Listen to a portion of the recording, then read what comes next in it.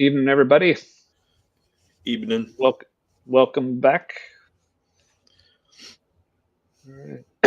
Yeah. So like last time, just giving this a few minutes just to let people catch on that we're here. Look a little curly. Yeah. Give Matt a chance to test out his hair sound effects.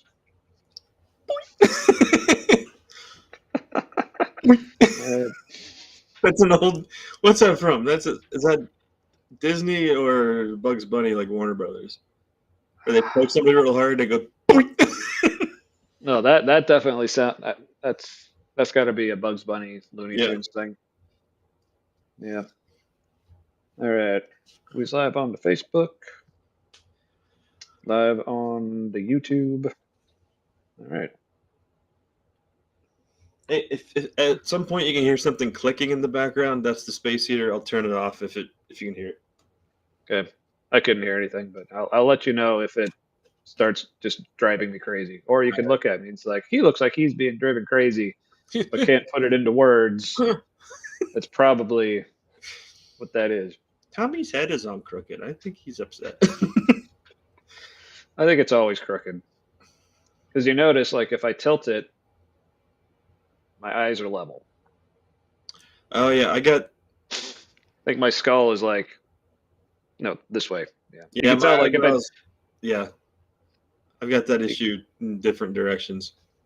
You can tell, like, if I didn't have the beard, like, my chin is a little slanted as well. But, all right. Let's see. Trying to remember how we start this. Oh, yeah, you start this. Are we ready to start this? I don't see anyone watching yet, but screw them. They're late. Hello. This is the Humanity where we do the things with the stuff for the people. I'm Matt. And I'm Tommy. And tonight, you may have noticed, like we said last week, we were planning on having a guest, but unfortunately, Eric just couldn't make it tonight. But that's cool. We'll fit him in next week if we can, or if next week doesn't work, we'll just do it when it does. We swear he's real. He is, yeah. You can look him up, Eric Barnes, Eric with a K. He does Eric with a K. Barnes with a K. It's a silent K, but yeah, he does.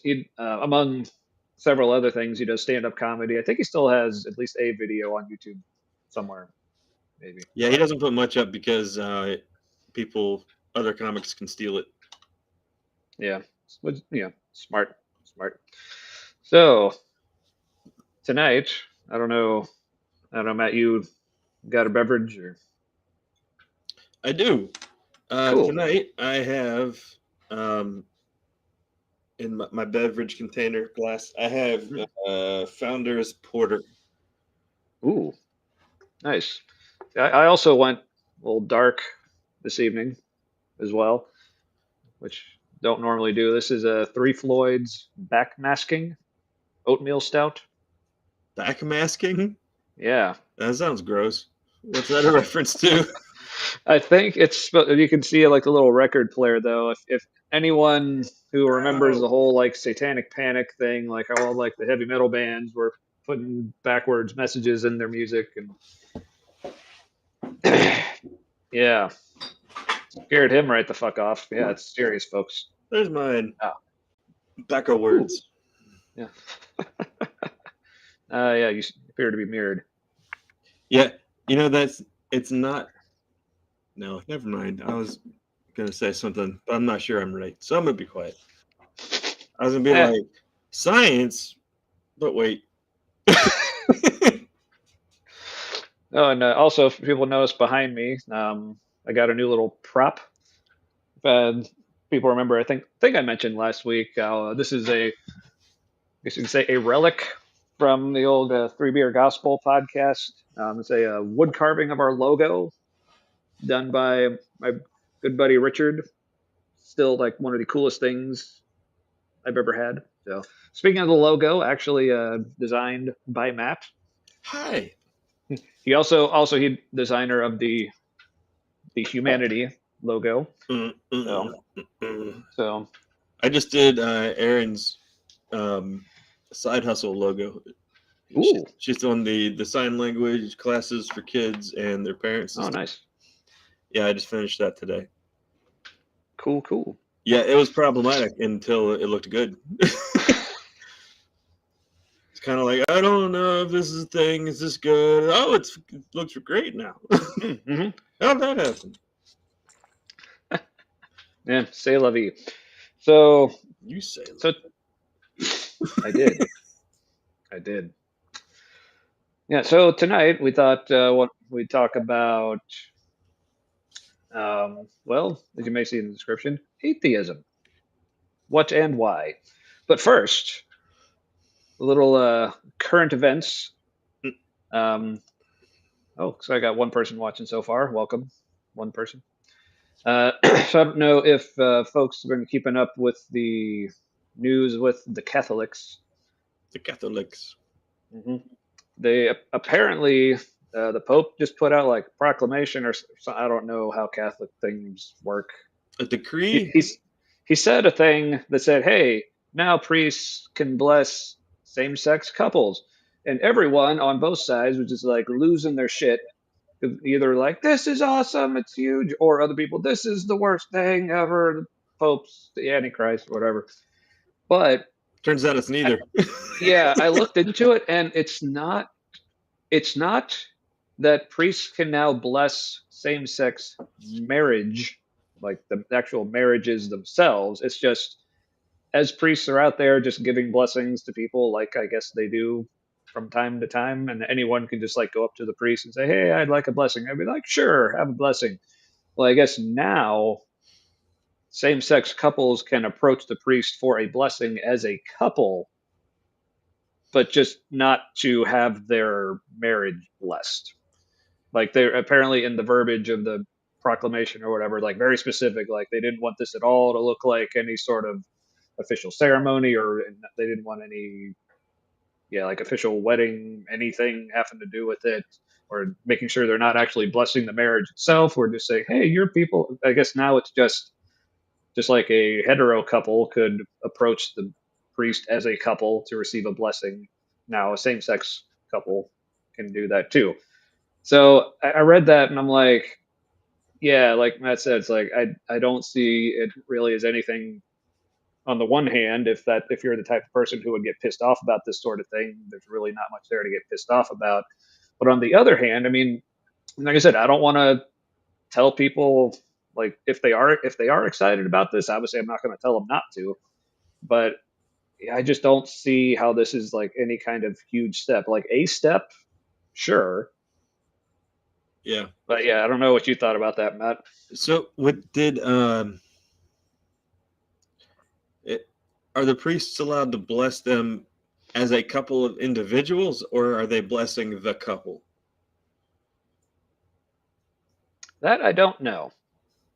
Because if it's like So they're blessing them as like you're two individuals in here at the same time, we usually only bless one person, but we'll do two. Like, is it like that?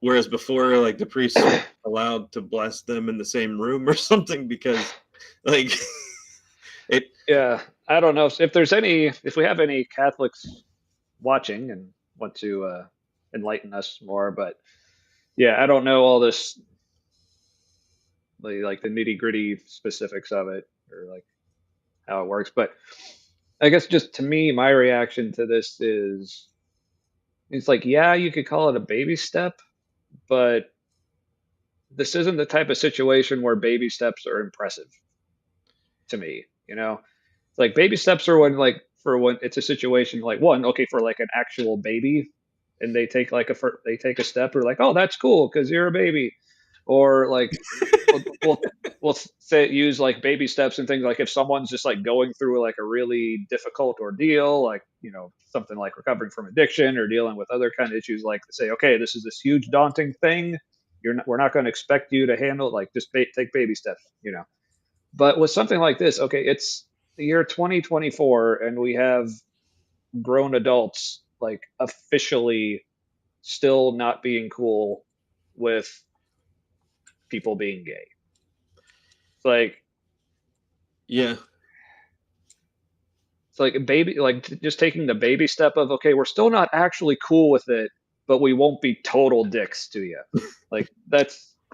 I I mean, feel to like me, that's like if you have someone who just like every single day he just goes out and punches people in the face, and then he says, "You know what? I'm going to take Saturdays off. I'll not do it on Saturday." And everyone's like, "Wow, that's so amazing!" Like, no, he's still a dick. I, I feel like this is probably more to do with church politics, like keeping people from leaving Catholicism or try. I don't know how this would get new people in. It feels more like keeping people Yeah. in the seats, or more specifically, giving money. Hmm. Keep them giving money. Maybe people who haven't been giving money or would give more if they weren't so rigid about LGBTQ stuff. And this is like we're the littlest bit of less rigid. Hmm. Honestly, Yeah. I think they should do something about the pedophilia in their ranks. I think that would be a bigger deal. Be like, look, if any some we Yeah. will report people who are accused of pedophilia to the proper authorities to have it looked into, like everybody else. Like that would be the biggest deal. Yeah. I mean, but come on, Matt. Baby steps. Yeah. It just They're seems, they're only like God's very emissaries on earth who can't expect too much of or at least just be like, oh, the priests are fired now. Like they them. can't Yeah. be Not priests anymore. And not just relocated. Yeah. yeah, just be like, at the very least, they should be fired. And that's like a baby step that like almost makes somebody happy. You know what I Yeah. mean? It's like they'll still have problems somewhere else. Like, I mean, Yeah. it's a mental abnormality that needs to be addressed. Like the person Hmm. needs counseling and might need to be locked up for a while. Um, Right. like it inpatient somewhere maybe if they could, if the church could Hmm. require that, like inpatient treatment somewhere, so like they can't be out and about during whatever. I Mm. Yeah. I Something don't like know. that. Something. But also, like, there's the whole aspect of this where the Pope is supposed to be basically speaking for God. Like, but apparently God changed his mind on this. If Or like, I guess they did just didn't like release a understand, new like update patch or something, or or and, they didn't have the clearest picture possible before, and now they have a clearer picture. yeah. But But then, it, but but then, how is the Pope? Sorry, go ahead. no, I was gonna say, but then, like, why be so firm about anything then? You know, like if you Yeah. can't be sure that the way you see it now is the way it is, then why enforce the way you think it is now? And in the past, Yeah. enforcing it sometimes meant killing people. So, Hmm. and then later Yeah. they're like, you know what, our bad. We're really sorry about the Inquisition. And Yeah. like, Galileo it's and a bit late yeah, for that. a bit. Yeah. But yeah, just but yeah, like you're saying, like if I mean, the Pope is basically supposed to be speaking for God. Like, so how could things not? How could he not have it clear? Like, then what's he? What is he even for? But Yeah, I I don't don't know. Again, understand if that. anyone who knows more about Catholicism, I mean, Matt, he's the two of us. Matt is the closest to Catholic in that he used to be kind of Catholic. So I don't know if you remember much about how all this like Pope stuff's supposed to work, or He's but the representative of God on earth, like the representative, which is weird because he's elected by people instead of God. Um, yeah, but yeah, that's even weird that he's elected. I don't know. Um, but yeah, I never yeah, understood that. Like, why is the intermediary necessary? Like, yeah, is the Pope like God's Moses? Is like, or no. Who was it? Was it Moses had the stuttering problem, right? And Aaron was yeah, his hmm, speaker. So does God yeah. stutter? And like, you need a Pope that doesn't. God had just a terrible lisp and stutter, and that's why everybody has a problem hearing from God, because it sounds like it's all garbled gibberish. It's like, did I stutter? Yes, you actually did. God had a stroke.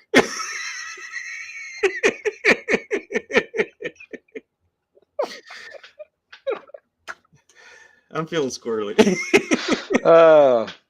Oh, we're still on. All right, cool. Anyway, thanks for joining us. Um, hey, Tim. Wow, it has been a long time. Um, things are okay. Well, yeah, Tim. Man, trying to think how long it's been. You could probably measure it in decades at this point, but yeah, good to hear from you, man. Um, hope you're doing well as well. Yeah. So just in time to let's get into the discussion proper. So Oh, I just as burped the live. Excuse me. what's that? I just burped live. Whoa, That was a you live heard it here first, folks. Gaseous emissions. So so as the title says, like atheism, like what and why am it? Wow, you may have asked. To which I say, what? Wow, what a handsomely worded question you have there. So this is why the atheism as opposed to why not stop further back in Yeah. the Why deconstruction. why go that far? Or if you're considering it far, like if it's like it's kind of a spectrum, kind of a continuum, but it kind of goes in a bunch of directions. So it's like it's not more like yeah, I don't know. It's complicated. But first, like it might be helpful to say like what at least what do we mean when we say atheism? Because it can mean a Uh, lot of things to a lot of different people. yeah, Most of them are wrong. I think for me and you, it's the agnostic kind of atheism, which would mean um, we're not saying that there is no God. We're saying that we lack a belief in God. Or another way to say that is that we are now unconvinced that there's a God. Mm-hmm. Um, Yeah, it's the way I like to put it. yeah.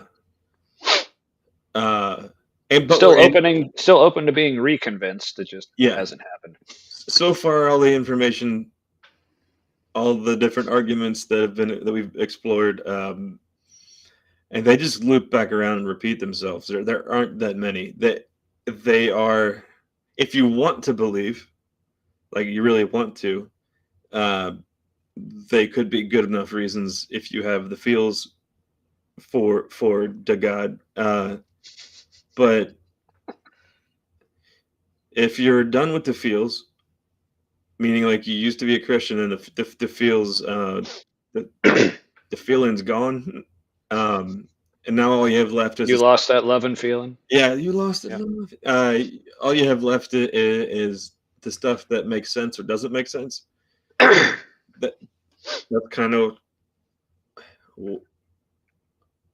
yeah. Yeah. Exactly. Yeah. So they're basically like I don't think there are any reasons to believe in God, um, or Jesus as God specifically, um, that those reasons alone make it worth believing. Um, Mm. yeah, Mm-hmm. to say that like, it's a factual, I think is not possible. Right. Yeah. That's like you said. Like to me, like all it means to be like atheist, I guess, like the bare minimum, like requirement, I guess you could say, but calling it a requirement still seems weird. But in order to be able to call yourself an atheist, you just have to answer the question: do you believe in God? With basically anything other than yes. Even if it's I don't know. I mean, Because to me, like if it just means a lack of a belief, if you say you don't know, then you don't have a belief in it. I think that still qualifies. One of my Yeah, oh yeah, is agnosticism atheist? Is all agnosticism atheist? see, I love how Aaron Ra, if people are familiar with him, the guy on YouTube, public speaker, author, whatever, but Scary looking. science communicator. Um, the way he put it is okay. So an atheist is someone who doesn't believe in God, and an agnostic is someone who doesn't know that they're actually an atheist.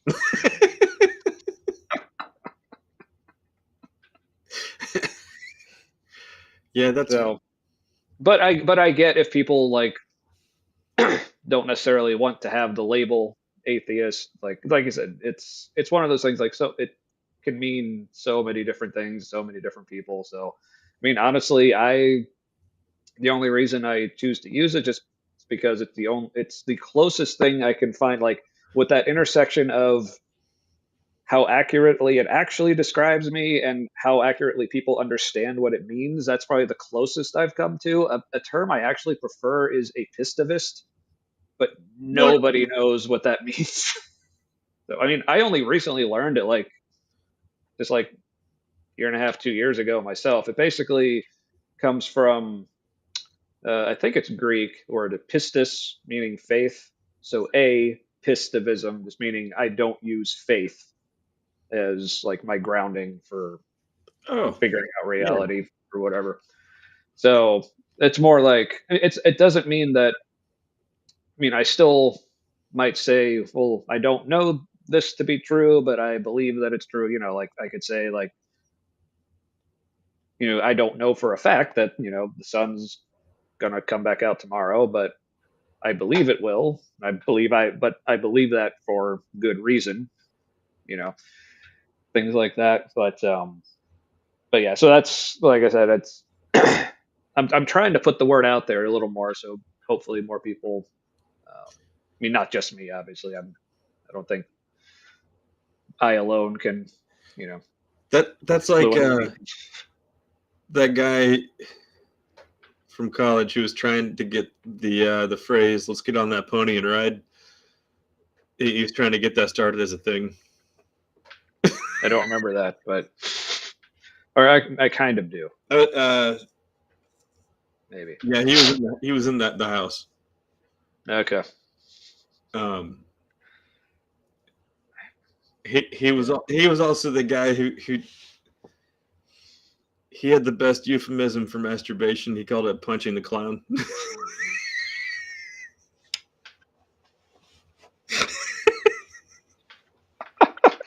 Oh. He said he didn't come up with it. That was like his coach or something in high school who said that. He was like giving Nice, somebody a hard time for spending too long in the locker room to get ready or something. You're like, "What you want, punching the clown?" nice little callback to the 3BG days. If anyone remembers that episode, I think punching cloud that actually been might have been part of one of the subtitles for the episode. So if anyone was wondering what that meant, Did we ever explain that one of those was made up? Like one part of the title was yeah, because one of them, I think it was in the Unapologetics Part Two. okay. We explained that. I think I titled that one "Two Truths, a Lie, and Oxford Commas," but I left out the Oxford comma because that was the lie. And it was very clever, and I was very proud of myself.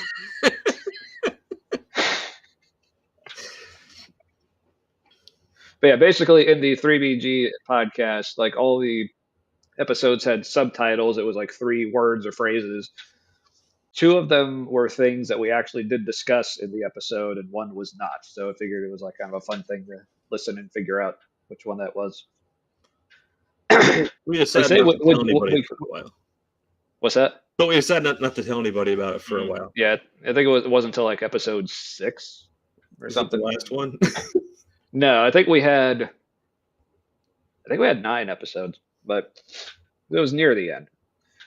But yeah, we something I thought about maybe doing like for this show, but like with it being live, it's like one, no promises that we'll actually get to the two truths that we put in the subtitle, and also no promises we wouldn't get to the one lie somehow. So, so like I said tonight, it's like I'll try to put in the description as kind of a general idea, but usually that might just be like a starting point. It's like who knows where else the conversation will go there. But we Yeah, at least we got to give it because you got to give it something.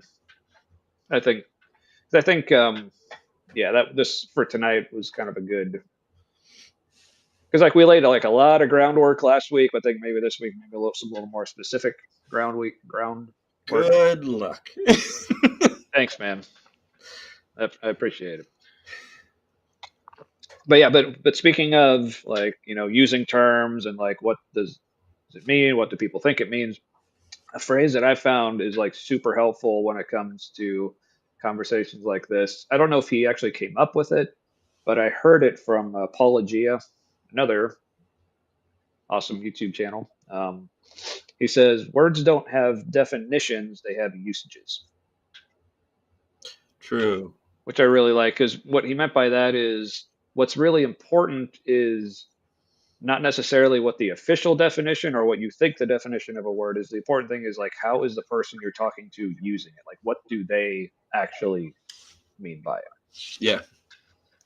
So that's why I think just saying, "Hey, I'm an atheist," like that's at least like a good starting point. Like I found it more useful in conversations where I've had with people because, like I said, like being a Christian for vast majority of my life, especially like early on, was like people maybe didn't know that I wasn't a Christian anymore, or that I had like gone atheist. But they still will try to talk to me about stuff like, "Hey, I saw you were talking about this. Have you read?" Or they wanted to like share some verse of scripture with me, or some like apologist or theologian or whatever. Like, "Hey, have you looked at it from this angle?" Like, it's easy for me to say I'm actually an atheist now. So they're like, "Oh, okay. So me coming to you with Bible verses isn't going to help." Okay, cool. Like this, they don't necessarily need to know what I actually mean by it. It's more just enough to say, okay, I'm like the polite way of saying, I don't give a shit what the Bible says anymore, but thanks for offering. But Thank you for your time. mhm. So that reminds me, when so, and we're not, and I know we're not using, just so you're not freaked out. I remember that we're not using names Nah. for things from real life for people who aren't present, or just Mm. because I don't know, it's better, kinder. Yeah. Hmm. So remember we were hanging out with people, and Oh yeah, I remember when we actually hung out with people. I remember that. Remember when we used to have friends? I don't have so many friends anymore. Yeah, That's not and meant to be most of mine are sad. on. Yeah, and actually, most of mine are online now. Yeah, yeah.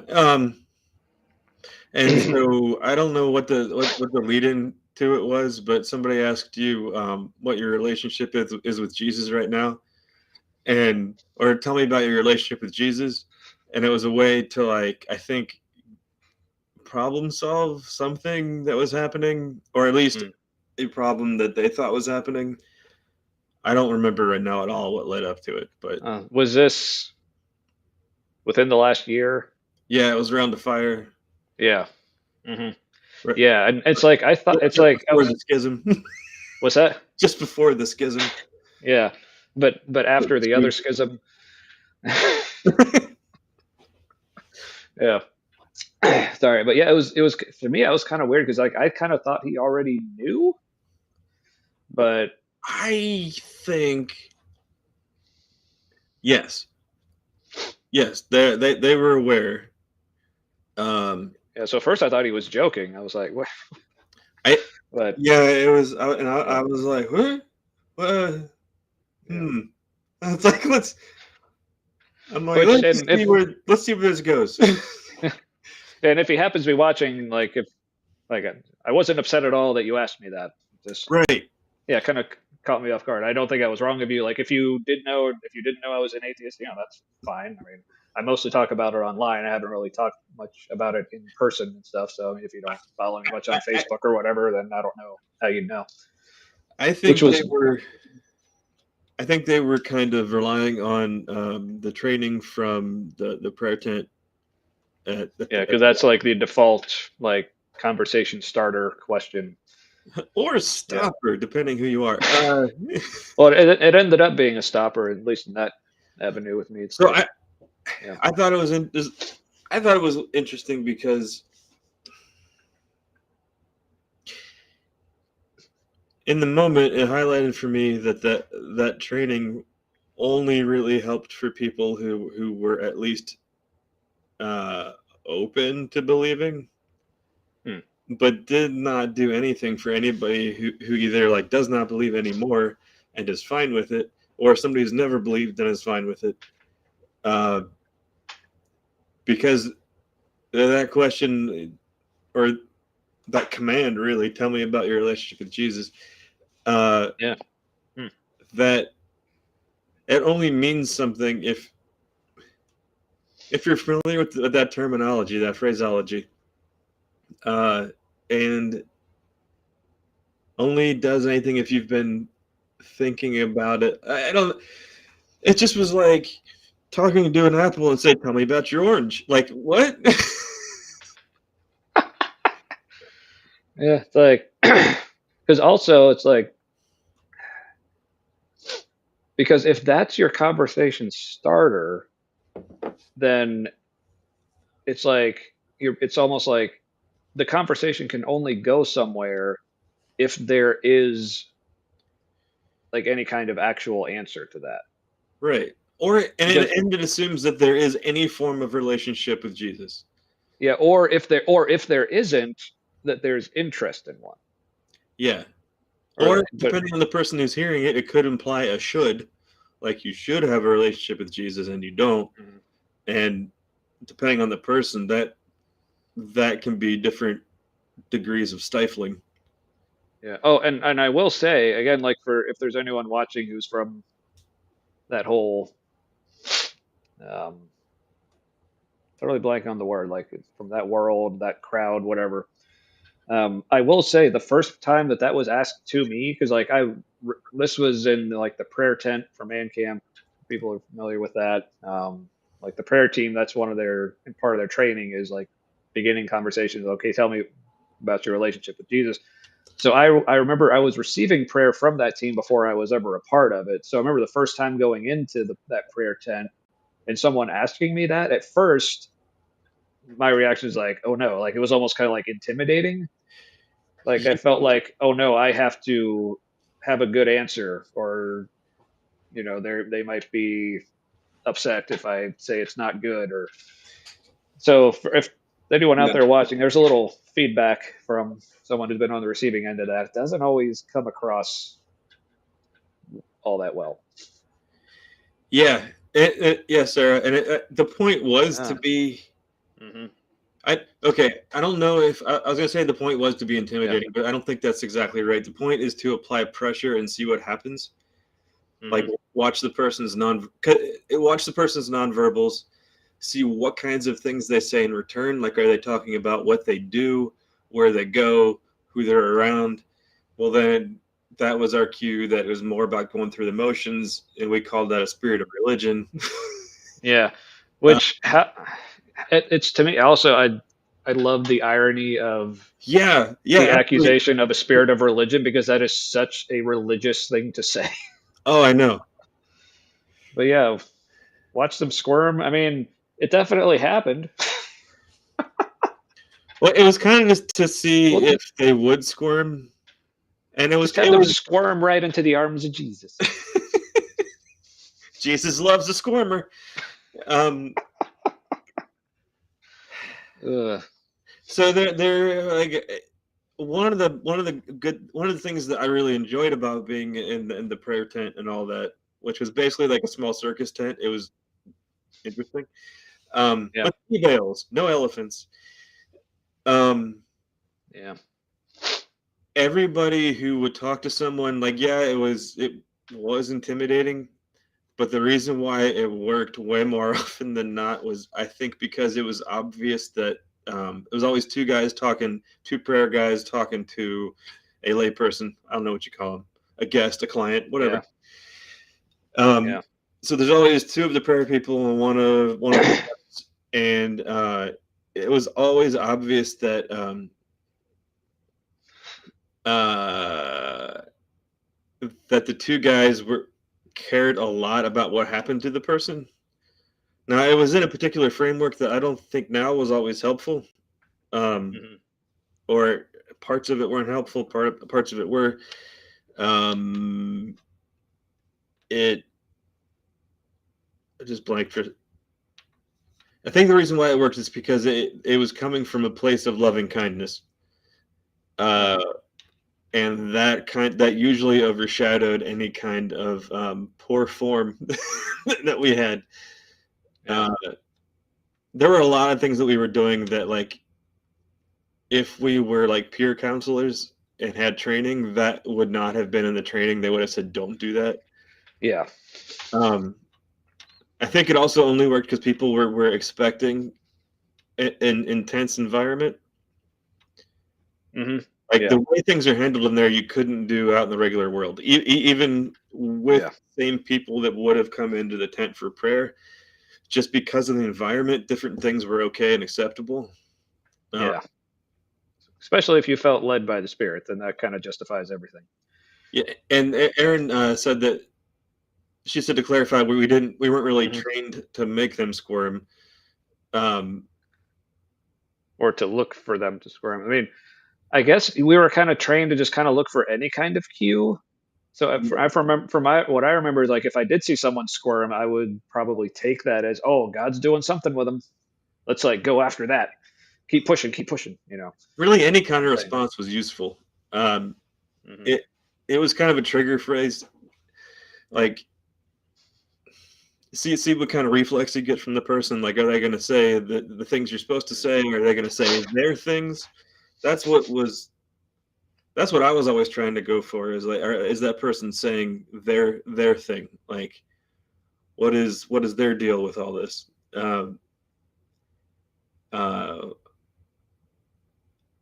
and it was kind of an unexpected question, at least as one of the first things you say, and so you got kind of Hmm. um, it usually an unfiltered response from them. Whatever they were going to say was how they were feeling, um, Hmm.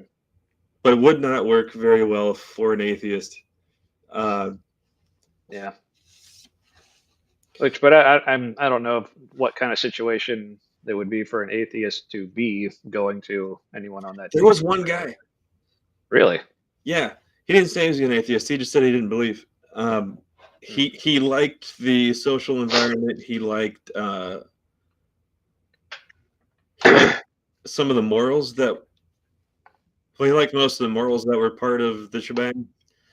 Hmm. Like, why are you here? Well, I Yeah, mean, to be fair, we did end up attending as atheists, but we kind of attended. It was more like volunteering with the team of people who like cooked for the prayer team. Just because I have a friend on there, he's like, "Hey, you want to come camp and make food?" I'm like, "Yeah, sure, that sounds fun." Yeah, it's a really I unique.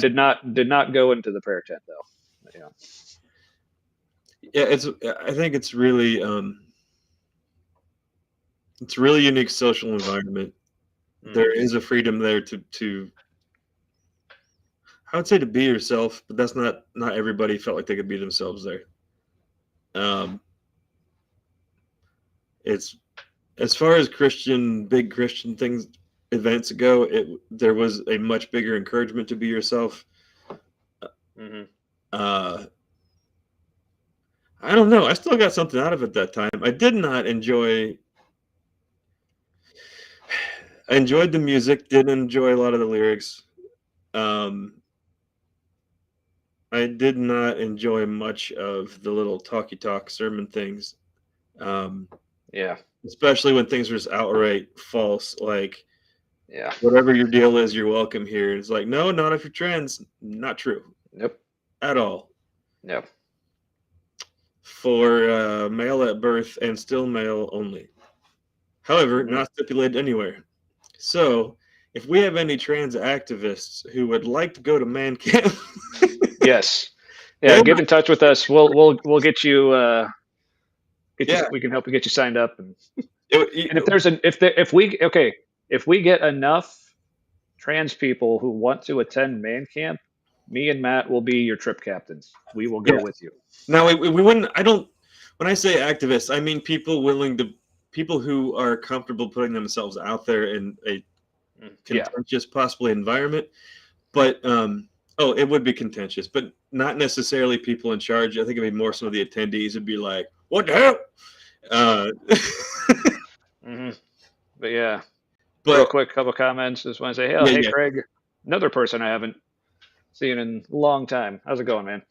Also, just wanted to put up this another comment from Sarah. Like, at least according to like the comments we're getting and like the number of live people watching live, it looks like our audience is predominantly female, which I honestly did not expect, but I'll take it. So, interesting. yeah.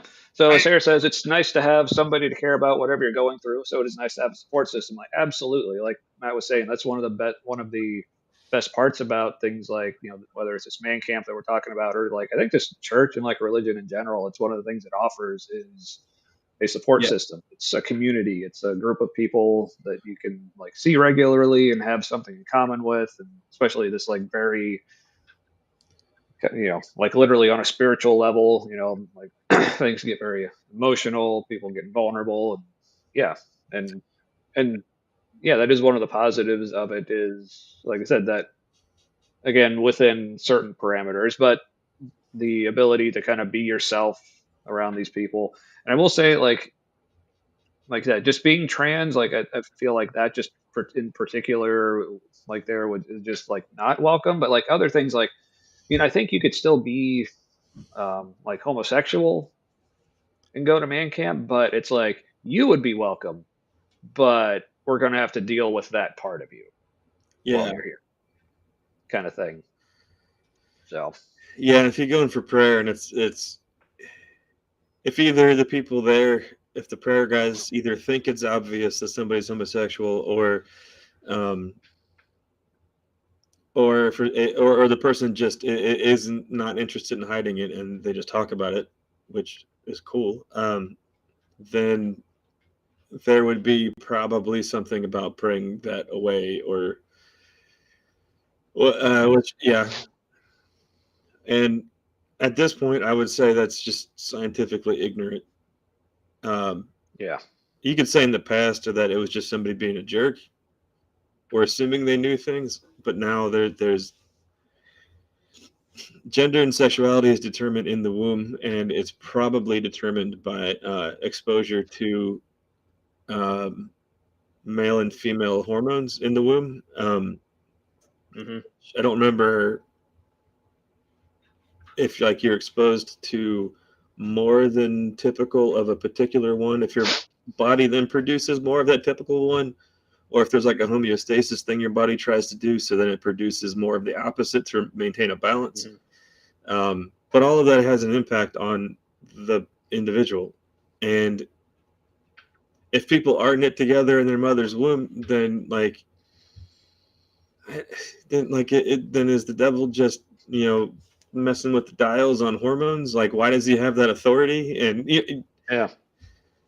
And And even like, then, why did God knit me a pair of nipples? and you can't undo that. Like, so hmm why is the Yeah. person punished? And you're like, no, you can't live the way somebody made you, whether that was like Yeah. Satan or God or like, and I don't know. So many questions and so many Yeah. questions. We should probably do an entire episode on that. But Yeah, not now. yeah. So, Yeah, because okay. because I will just say one last thing I want to say on the whole like gender sex thing. Like sex is not binary. Like it is very complicated. Like I think there's even something we mentioned last week. It's not binary, it's bimodal. Like most people fit within like what we would call typical male, typical female, but even like within then it's like I think yeah, there's just so many things like genetically, hormonally, like genitalia that's a word, anatomically. That's a word. But yeah, it's I mean, because you can have people who like from the outside appearance like look completely like absolutely as like one gender, but genetically they're the other one. Yeah. So yeah, yeah. Anyway, so now that we've defined atheism, talking about prayer groups, if people have no idea what we're talking about, well, some of you might. I know at least one of you does. But It's a group of people who have been tasked by God to do the prayer to enforce the particular thingos. Barnes is here. Barnes. Speaking of, speaking of our buddy Eric Barnes. This is our upcoming guest. So stay tuned for more of that lovely mug. Stay tuned for Vikings. But yeah, what you missed. Let's see. So far, we discussed how we define atheism, um, prayer tents, psychological damage, intimidation tactics. Commence the raid. Let's do it. Yeah. I got the ale. Let's go. Yeah, I think any support system is better than no support system. Way better. Mm-hmm. But then it's within limits, and you get to a point where it's holding you back from getting better. Because better has to be what the framework for that culture or religion says it is, and not necessarily what is better for you. Yeah. So speaking of what's better for you and me, so good segue. Thank you. I try, kind of. So as we mentioned before, like when we were doing the old Three Beer Gospel podcast, like it started as like a Christian deconstruction kind of thing, but then our deconstruction just kind of kept going. So why did it keep going? Like why? What do you think? Well, good point, Barnes. Okay, see, my point is if you have no support system and like maybe you're gonna unalive yourself, then like in extreme circumstances, yeah. Right. Yeah. Then any support system that keeps you in the alive is better than not alive. But then we still need to get you out of that support system as soon as possible into one that's actually functional. Yes, absolutely. Yeah. So I know you're being coy. Come on. I'm also a little autistic. He does it so well. So sarcasm, sometimes I have to answer it like it's real, or my brain is like, "What if it's real?" I'm the same way. Yeah. But then, like, let's quickly find something else. I'm saying, like, if all you got is Scientology or not being alive, then okay, Scientology. But then, how quickly can we get you out? Like, just watch Battlefield Earth, so you'll be out super quick. But have you seen that book? It's stupid thick. That's what she said. That only made sense with the second part. Yeah, it's all right. But Barnes still loves you, so it's all good. Yeah. So I like how my buddy Derek Day put it. Like, unless you've at least considered atheism, then you haven't fully deconstructed. I think that's a good point. But it also, I mean, I think it also depends. I mean, do you have to fully deconstruct? I don't know. But I mean, I don't like having to like put parameter. I mean, obviously, like I still maintain like anyone's like deconstruction is like completely personal to them. There's really no wrong way to do it. I think the only wrong way to deconstruct is to not do it honestly. I think that's But as long it's really like wherever you end up, and also realizing that wherever you land isn't necessarily any kind of permanent landing. That's why I said for a while I even hesitated to call myself an atheist, just knowing how much I have changed, like, and how much my views and opinions have changed multiple times. is why I'm kind of glad I don't have any tattoos, because I'm looking back, like pretty much every tattoo idea I've ever had, I currently would not be as excited about. But but yeah, so but I mean, I don't know about you, but like for me, because like I was very like I said, we were both like super like deep into the whole like deconstruction thing. But I guess for me it was I don't even know if this was necessarily on purpose. Like I was just like intentionally trying to like approach it this way, but I just kept realizing, okay, I would come to like a new realization about something, like, and start thinking about something a different way, but then be like, okay, but how do I? Okay, so I know what I used to think is wrong, but how do I know this new idea that I'm having now isn't also wrong? Like, how do I know this is the right answer? Yeah. And I just kept coming up, like, first of all, people just saying, well, there is no right answer. It's all about exploration and question. It's supposed to be a bunch of questions, and like if you ever have certainty, then you're doing it wrong. Like that.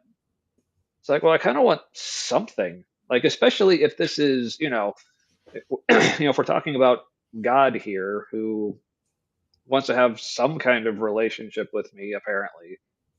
It's like, does he really not want me to know anything about like what he's like, what the nature of reality is, like heaven, hell, any of that? Like, is it really like why is it supposed to be a mystery? Like, is it actually supposed to be a mystery, or are you just noticing that we don't have answers, so just calling it a mystery is the only way to keep it going?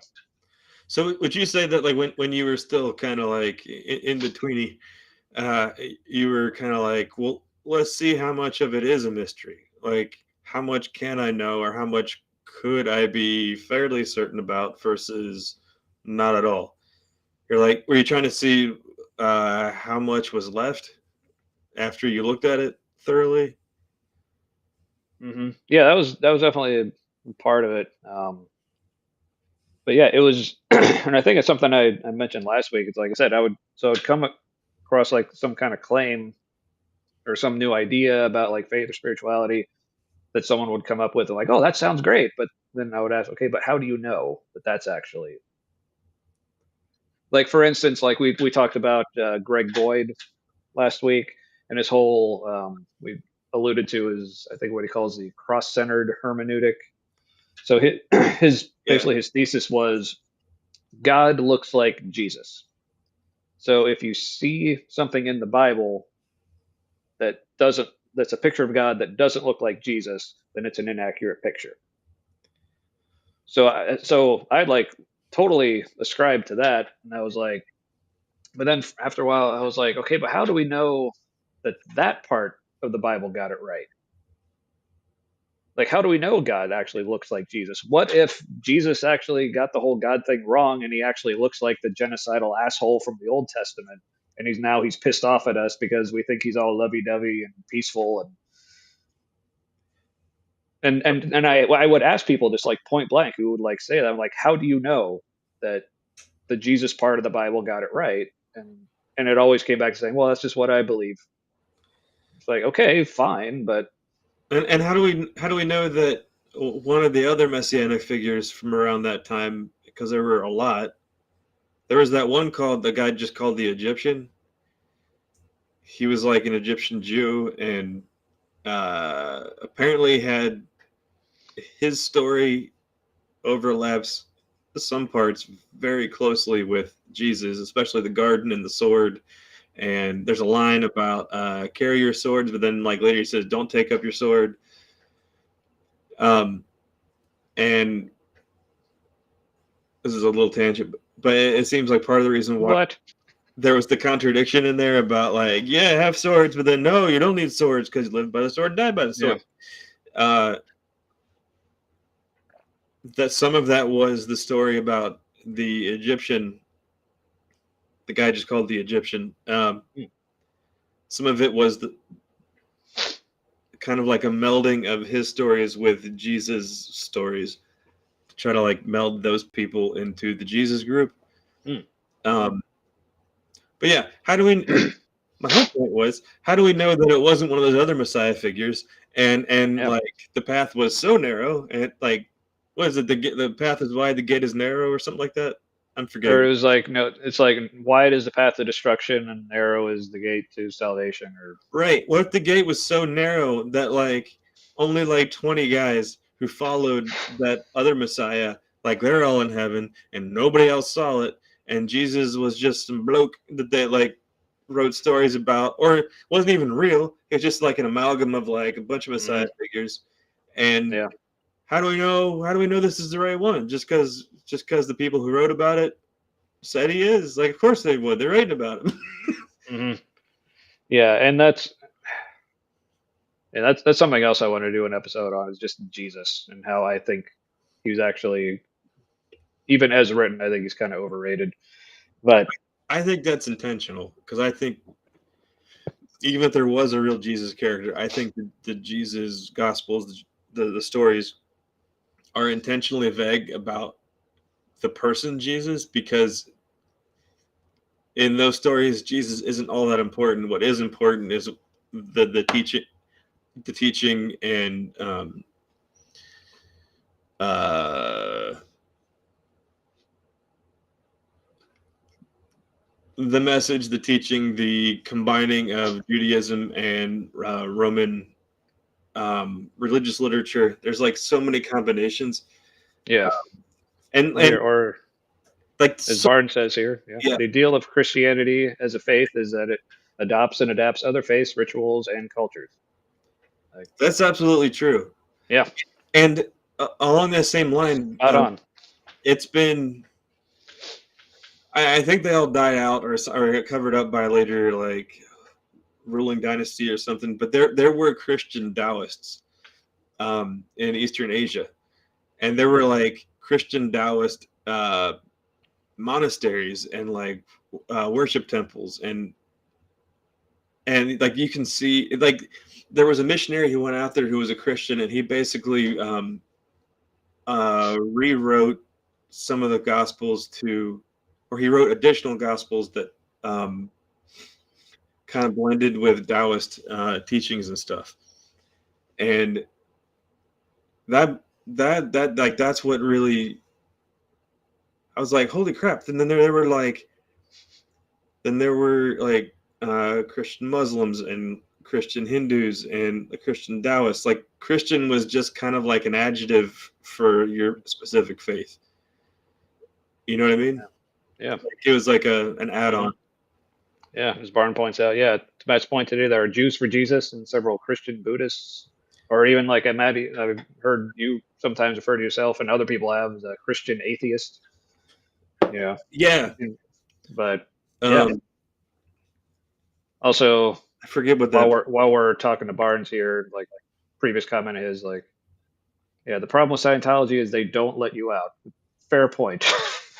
I think it also depends how much So, money you've given, like how into it you are. Like how much money are you taking with you when you leave, basically. or potential money are you not giving them by Yeah. leaving? Yeah, Or like if you leave and then like don't badmouth them to anybody, then they're probably more likely to leave you alone. But Leah Remini, like I'm yeah, surprised they haven't done anything to her physically. yeah, She probably has yeah. security though. hmm I would hope so. Yeah. All right, then let's see. We had another comment here from Sarah. You got to say, when I was told it and believed it, I really believed it. Like, dare not question these truths lest I commit the sin of doubt. Like, yeah, Yeah, I've heard of that's Sea Org. Isn't that like the crazy thing in Florida where it's like the Grand Poobahs are in some like office building or something, and they pull all the strings. that I have not heard of. So maybe that's something you can enlighten me about when we have you on. So Um, I'm curious. yeah, the whole thing of like of doubt being a sin, like that, Yeah. that's not a thing. Yeah. Well, I mean, Is it? Like, is it Jesus did actually like a specifically Bible? say, like the Bible just specifically says, you must have faith and not doubt. Scientology has a navy? Why aren't they just a comic book? Like, I mean, this sounds like a decent sci-fi. Well, maybe not decent. It sounds like a science fiction story. I know it was started by a guy who was a science fiction author. So yeah, that makes sense. Yeah. But yeah, back to the whole doubt thing. Like, yeah, I mean, the Bible, like I said, it specifically says, like, I think it's in, I want to say it's in James, where it says, like, the man, like, must have faith and not doubt, because, like, the man who doubts is like a boat being, like, tossed to and fro by the sea. And, but, yeah. Oh, But yeah, don't apologize for derailing, Barnes. We do it to ourselves. We derail ourselves more than you ever could derail us. So don't, don't that's worry true. about that. But yeah, but yeah, because I mean that was one of the things that first attracted me to deconstruction was I like, oh, I am allowed to doubt now. It's like, oh yeah, Sarah makes another good point. Yeah, it's neither hot nor cold. Like, yeah. Well, then couldn't you just be like really into doubting? I am one hot doubter. Yeah. Yeah. And then to be like, I'm considering doubting. Like, Yeah. Oh, that's more of a warning that that will make a person more distressed rather than a sin. Oh, okay. Yeah. You definitely well, look at it that true. way. Yeah. But we can't we But really don't choose what we believe though. That's not okay, but like I yeah, didn't choose to be an atheist and neither did you. It was kind of like yeah, we're like, oh, we don't believe anymore. yeah. Huh. Now, I will say, like to Barnes's point here, okay, that like so there's what the person like the author in the Bible actually meant, and then there's what I was taught to think they meant. Oh yeah, yeah. Because like to me, like with my upbringing, like super conservative, super fundamentalist, if the Bible said don't do something, if you do it, that's a sin. So yeah, obvious. So like Barnes, yeah, what you're saying, definitely a good point. But I'm saying like for my upbringing, if the Bible says don't doubt, then doubting is a sin. So thank you, Barnes. But then Thomas didn't get yeeted off the planet when when he was like, "Show me your Right. hands." Jesus just he But doesn't like smite.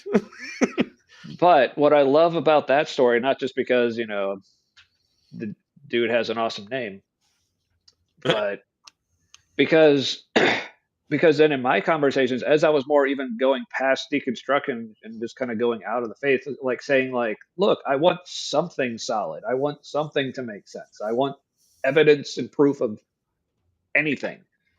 Yeah. But people would tell me it's like, oh, like the whole thing, like, well, God, you can't expect proof. I think this was something that like really impacted me. It was from a debate between Richard Dawkins and John Lennox.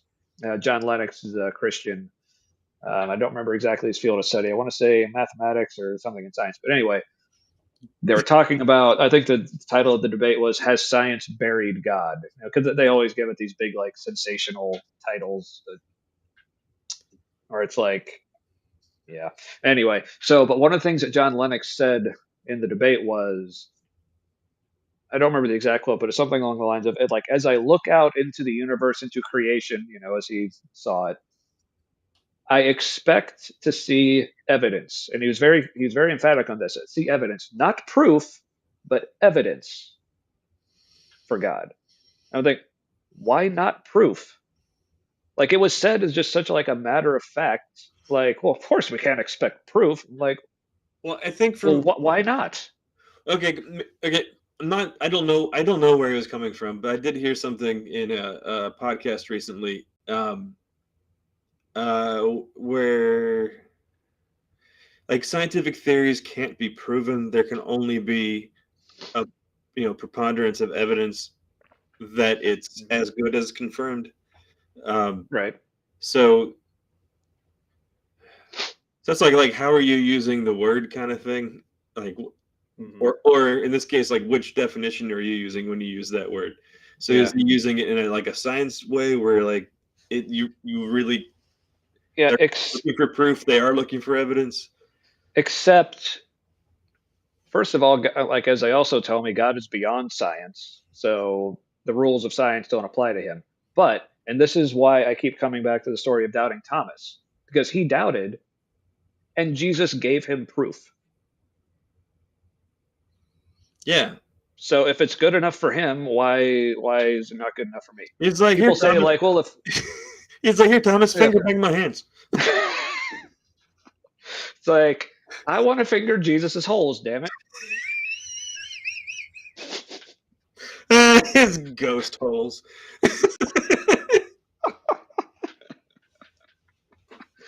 Jesus is like, Thomas, you're making it weird. Like, it's like, and he's like, there and decides like, all right, you almost finished. Like, shh, don't talk. He's like, shh. See, this is why I'm glad there's no hell, because I'd definitely be going there now. But yeah, so I'll bet the devil has a wicked sense of humor. Oh yeah, yeah. But yeah, so that's what kind of drove me crazy. Like when I would like ask for when I would be talking to people, say, okay, how do you know this? Like, why can't I see any like actual proof or evidence of this? It's like, well, it's supposed to be a mystery. Like the thing that like one of the things that always drove me crazy, people would say like, well, if God just showed up, then that would remove your free will. No, you can like, still, how? You can still be like, jog on, Jesus.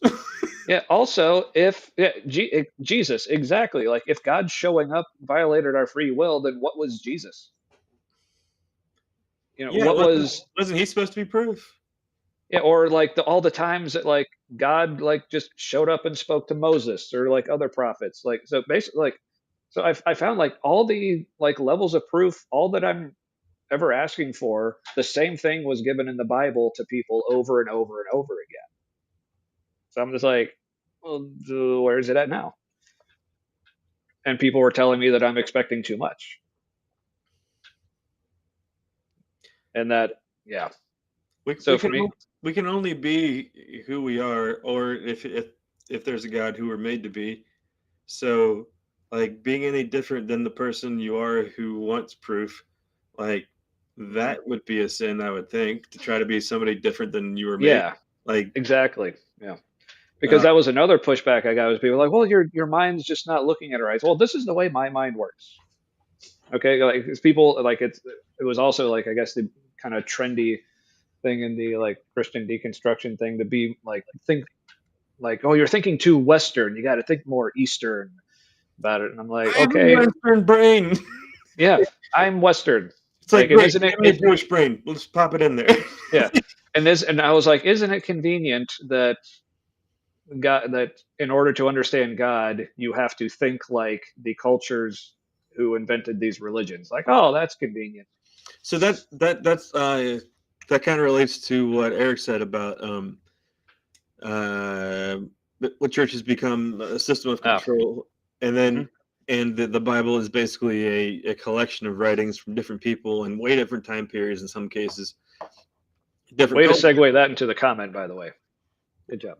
Oh, well, thank you. And so I thought I'd awkwardly interrupt your segue by pointing out it was a good segue. And that's how we roll. It's like, this is going too smoothly. I need to interrupt. Sorry. No, I agree. I think it's way, even as somebody who isn't like on board the whole faith and the religion thing, like I still think that there is a lot of wisdom to be found in the Bible. Not necessarily that it is saying what is wise. Some cases it is, but yeah, sometimes, yeah, it's reflecting on what it's saying is a great way to find wisdom, within yourself or in its pages. And so I think it's way more useful as a wisdom book instead of an instructional book. And I think that's the way huge parts of it were meant to be taken. Like, even if you were supposed to believe that the stories really happened, whether they happened or not wasn't exactly the point. The point was, like, how does this contribute to your life? Like, or more sanctified life, which I guess is like a religious way of saying, like, part of that is wisdom, like the wisest life. So yeah, and the Gospels are, when I really started looking at them, Mark in particular, just because that was the first one, so that's where I started. And haven't gotten further since, because I don't know, got bored. I still want to read more in that way, where it's like looking at, like, if it's all a parable, like what kind of wisdom is in there. And I'm finding a lot of stuff that is kind of just, also I'm kind of looking at it like from a Taoist perspective, because I really like the Tao Te Ching, that main book, the main book for Taoist, whatever. Yeah, there's a lot of stuff in there that points out just like natural rhythms in life and being a person, and like when this is happening, this response, it will have like the best results. And I'm finding that it's actually true. Like, it's actually, I'm like, oh, that's true. That would actually be helpful to look at things that way. Yeah. But then Jesus doesn't have to be real for that to be helpful. Mm-hmm. Oh yeah. In fact, I couldn't see that until I started thinking that, what if this isn't really a story about a real guy? Maybe there was a real guy. Maybe this isn't that story. Mm-hmm. Yeah. Yeah, like Barnes says, yeah, there's context and nuance to consider in the Bible. Like, what? Things written in a different culture and a different language and like thousands of years from where I'm living now, there's like, it's different than my current understanding. No, but not a strategy guide. Like, yes, I would say it's also not God. yes, and that, yeah, it itself is not God. And honestly, for me, one of the biggest things, like, because when you at words, when you were saying to look at it as more of like a guide, or like Barnes said, like not a strategy guide, but just like, hey, here's some ideas to consider. I think for me, like one of the biggest things was realizing, okay, this, not only is it not God, but also this is not from God as a, this is what you must do. So if what you find is the most helpful approach to like reading a certain passage that gives like advice or whatever on something, like if it's most helpful for you to ignore it and not feel like you have to try to make sense of it, or because again, speaking for myself again, that was one of the most something that was like very frustrating to me, was like I would say like, look, this part of the Bible, like what it says, it in some cases, like, and I still maintain it's like, I think what it just says in this circumstance is just wrong. It's potentially very harmful and damaging. Like, and you can see it has done damage, but like people say like, oh, well, you just got to keep wrestling with it and figure out, like, no, I fucking don't. I really don't. Like sometimes like the most helpful thing you can do with the Bible is just put it down and just realize you, sometimes you don't have to try to make it work. Like, especially when it comes to, okay, well, this part of the Bible says this, but this part of the Bible says something completely different. Like, how do we reconcile those? It's like, well, I mean, you can try, but I mean, these two authors were probably trying to say completely different things that weren't supposed to be reconciled necessarily. Yeah. So, And I think it's so, kind of back to, like, why didn't we stop back in what I guess would have been more progressive Christianity? And I think it was, I wanted to know, like you said, what, like, not being willing to just be like, oh, okay, what I believe now is correct. Whereas I don't think the old belief was correct anymore. So how do I know this one is? And just kind of examining, do I have, what are my reasons to believe this? Are they good reasons? And I think it's best for people to stop deconstructing wherever it feels most like them. You're like, all right, this feels like me. And like, continue looking, maybe, like, continue to question, and I think it is a problem to start having certainty about what you believe, especially when it's not something that you can have like proof to be certain about. Because then uncertainty leads to like bylaws and an organization, and um, I was thinking last night. Okay, so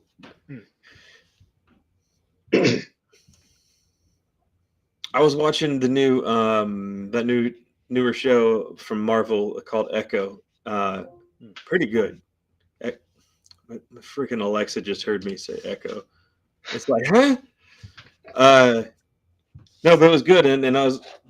It seems like okay, like crime, regular crime, like Mm-hmm. little tiny groups of people committing crimes. Not much of an impact over like on a whole. Though it's when crime starts getting organized that it starts to become extremely dangerous. Mm. And and then I was thinking about religion. When religion starts to get organized and starts to have rules and power, and then it can have terrible impacts. And I don't think it needs to be that organized. Our mega church we used to go to, they were like, being big means you can do bigger things.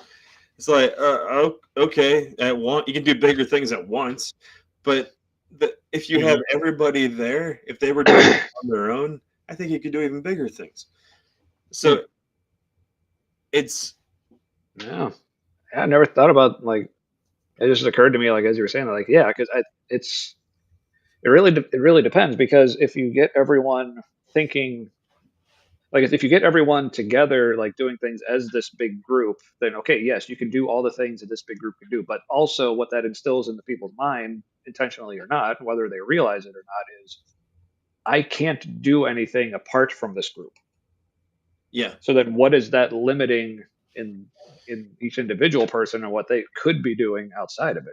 Yeah. and you're having more of an impact on people in the organization and whatever the target of the philanthropic effort is. Mhm. But it I think in this case it would be more effective in the long run to take like a scattershot approach instead of being like Mhm. super. Um, Yeah, and it depends on the issue too. But yeah, yeah. and you know, it only takes what was it like? I think it's around 24%. I think it might be a little less than that, but that's the tipping point in a culture or society. If you have that many people relatively unified around a particular idea or a way of life, uh, it it becomes kind of like a contagion, and it like will tip the majority of the culture into that. So Christians are the majority, but if from self-reporting, Christians are, or it depends what it really depends what research it is. Hmm. Around the majority of the country is self-reported Christians. Yeah. So if that's true, and our country is still fucked up, and there it isn't just like oozing love and kindness, and it only takes like a quarter of the culture to tip it, Hmm. this, it's a Christian problem. You know, like the Seems to be. I mean, if they want credit for all the good things that Christianity has apparently done for the culture, then I yeah, mean, cuts both ways.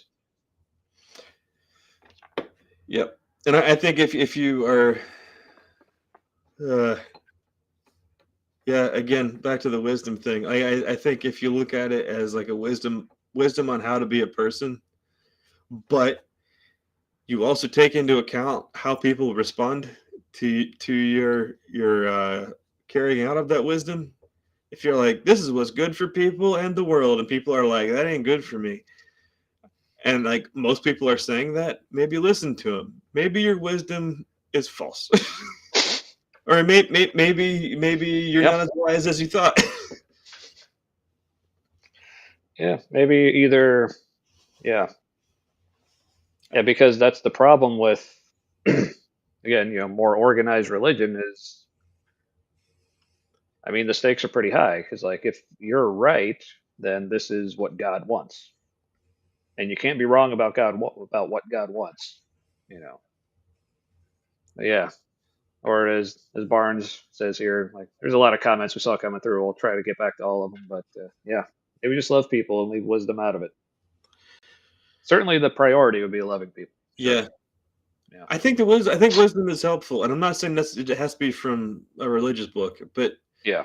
like people who you can learn on the fly, like how to love somebody, and like that's what most people are doing in a variety of Yeah. circumstances. But then there's also people who have been through similar circumstances before, and they're like, I don't think this is going to go how you want it to go if you do this thing. Hmm. um, Yeah, because I think really the only wisdom required for loving someone is the wisdom to know to ask the person, "Hey, how would you feel loved?" yes, That's about it. yeah. Is this? Am I having my desired effect? Uh, Right. Yeah. yeah, or like love the sinner, hate the sin. Well, if somebody considers that quote unquote sin part of who they are and like inseparable, like LGBTQ, then then you think you can separate it if you're a believer, but that person cannot hear it as a separate thing because it isn't. Hmm. Yeah. I mean, what if I were to say, "Love the believer, hate the belief,"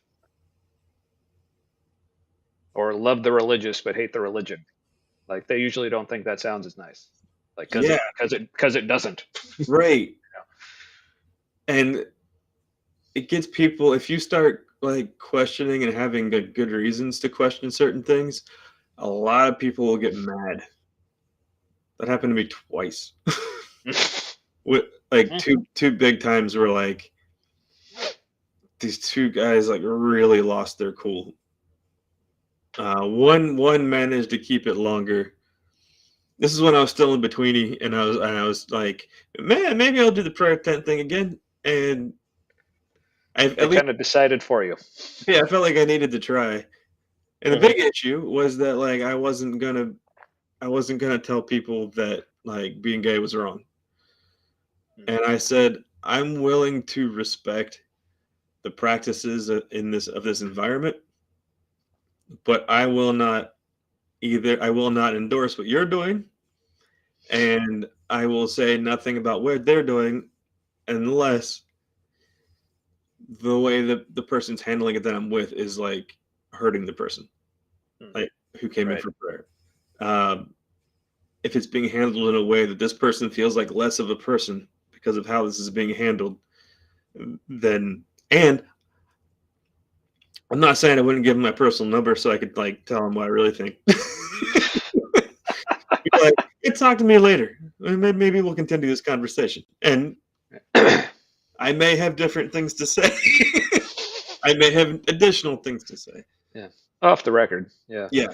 Yeah. So now might be a good time. Like I said, we've been getting a lot of really good engagement, like in the comments, and I've been missing so much. I want to go back and get them, but also if Matt's cool with it, I can throw out the link if there's anyone who wants to actually like jump on. Like I said, we may not have an official guest, but every from time to time, I can just throw out the link, and if anyone wants to join in, so right now I'm posting the link in the comments. If anyone wants to jump on and chat, we can still hang out for a little bit. Should they see it popping up there? Yeah, the studio restream link. Yeah. So for anyone who's watching now wants to jump on and chat like a little more in person. But yeah, going back, trying to go back through the comments now. Let's see. Yeah, from a while ago, Sarah saying like, yeah, actually, don't braid your hair upset me when I read it the first time in college. Yeah, I thought, speaking of like things that like the Bible says, it's like, what does that mean? How do you reconcile that? Like, yeah, because that's, I mean, because one of the I guess excuses that like I would hear, like with things like that the Old Testament says, but then like later Jesus came along and kind of reversed it. Like, well, Jesus never reversed the "don't braid your hair" thing. Or no, wait, that was actually in the New Testament. Never mind, that was from Paul. Yeah. So, and before people like start adding me, but like, yes, I know what the context for that was with like the whole like cult of Dionysus and like Paul was addressing something very specific. This was not meant to be blah blah blah. But the fact that there is like an extra biblical, as far as meaning like outside of the Yeah. Bible context, to Yeah. me makes that makes it even worse. Because it means Because the Bible wasn't good enough to make the point. like you have to have all this other knowledge. Now, speaking of people, now let's see. He may not have been our official guest this week, but joining us on show right now. There's Hi. everybody. Hi. Hello. Sorry, I'll be on next week. It's still, I hope, but I figured I literally was just like, oh, I'm on Facebook. I never get on Facebook. I saw you two were talking, so I'm like, oh, here I am. I got nothing going on. Hi. I So, got some words for the masses. There you go. maybe. Yeah. So, But yeah, next week or whenever it works. Hey, we're flexible. So yeah, or right or right now. Or right now, apparently. No. Sorry, I was in jumping onto the stream before then. I broke your momentum. What was the discussion? I saw that you said, "My God, as a queer black woman." Yeah, I can explain that. Okay. So Let's hear it. it's not really a bit. Well, it was turning into like a stand-up bit at one point, and I just kind of didn't do it. So here's the deal: is the fact of the matter is in the previous comment about I talked about the parable of the Good Samaritan, right? Mhm. Everyone keeps forgetting that the purpose of the Good Samaritan is someone not of your faith and you probably don't even like is probably better at being a person than you are. Yeah. Mm-hmm.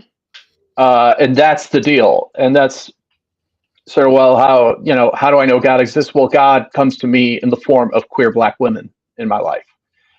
When I was unemployed and just not doing well, one of my close friends out here in Los Angeles was a bisexual black comedian woman, and when I desperately needed a job, I got an interview, and in that interview, I'm like, I'm sorry, I am 6'4", I look like this, so I typically intimidate most of the people that I interview for certain jobs. And she goes, that's okay. I go by Tia. My real name's Tanisha. I get it. And it was gay black woman. Got hired. So, and as soon as I got that job, my apartment at the time, the city inspector inspected my unit, and less than 2 minutes, just looking around, goes, "Oh yeah, this is illegal." Yep. And I lived there for 4 years. So it's like, yeah, you need to find a new place in 30 days. And I had a nice, long, infuriating conversation with my landlord for a myriad of reasons. And I needed a place to stay. And I don't know if you've been in a position of finding an apartment out here in Los Angeles. Oh, I have not. I've heard. Pure hell. There's a reason why it's on every other sitcom written by people that live here. Yeah. And being that at the time I was just newly employed and all that type of stuff, that's even worse because people look at fucking credit scores. Pardon me for saying fucking. How fucking dare you say a goddamn bad word? I don't You know. son of a bitch. This is a new show. This is a new show. I don't know the restrictions. Also, Mark Zuckerberg is watching everything. Anyway. You can watch this. Hey. But at the time I wasn't doing well. I go and I visit my friend Nat, who lives at this apartment complex, and Nat introduced me to this building manager, sweet lady, amazing. And at the time, she's like, "Well, if you're ever looking for a spot and whatever, just let me know." And then I showed up, and I'm like, "I don't know what to do." And she approached me, and she's like, "We have a unit. I'll vouch for you." Again, queer, black, woman. So God exists, and you're both wrong. That's fine. But God is a queer black woman. Have you read The Shack? Yeah. I just didn't know where to look. I've read The Shack. I didn't finish it. You don't have to. Yeah. But anecdotally speaking, my God is a queer black woman. No. Fair enough. Yeah. I will say I echo Sarah's sentiment here. Hi, Sarah. Miss you. Like I'm back in Cincinnati. Yeah. Or missing is the coffee place, which is more of a church than the church was. Yeah. But speaking of which, the church actually parted ways with the coffee shop recently. That's Yeah. a shame. Meaning Yeah. they had to move, No, or like they did. No, they'd like. So for people like, there's a church we all three of us used to go to. They ran a coffee shop out of the church. I guess the coffee shop that like they sold it or whatever. It's its own separate thing now. Yeah, Okay, so it's better. but still in the same It place. might be. I haven't been there in years, but I haven't been there in 20 years. It seems. So they sold the business, but the business is still in the church? I mean, it's still part of the building there. Yeah. Like Maybe I they just haven't. rent that part of the building out. I guess, yeah. Who I mean, knows? God needs his money. So That had to have been some interesting legal stuff. God never needed the money. The infrastructure that we try to house God in does. Yeah. What? I know. Maybe I know I'm going to say contradictory things because I'm the only one on here that isn't an atheist. No. I'm Wait. I'm weird, but I mean, I'm not. Trust me. Listen, if I'm drinking the Kool-Aid, it's the diet brand at this point in my life. But Yeah, I mean, it's like I always say, like it would be extremely hypocritical for me to be upset at someone for not being atheist, because then that would mean I'm upset with me for the vast majority of my life. You know. I guess I don't know. Yeah. I'm a universalist anyway, so you believing or not believing doesn't matter. It's fine. Yeah, and also like that was.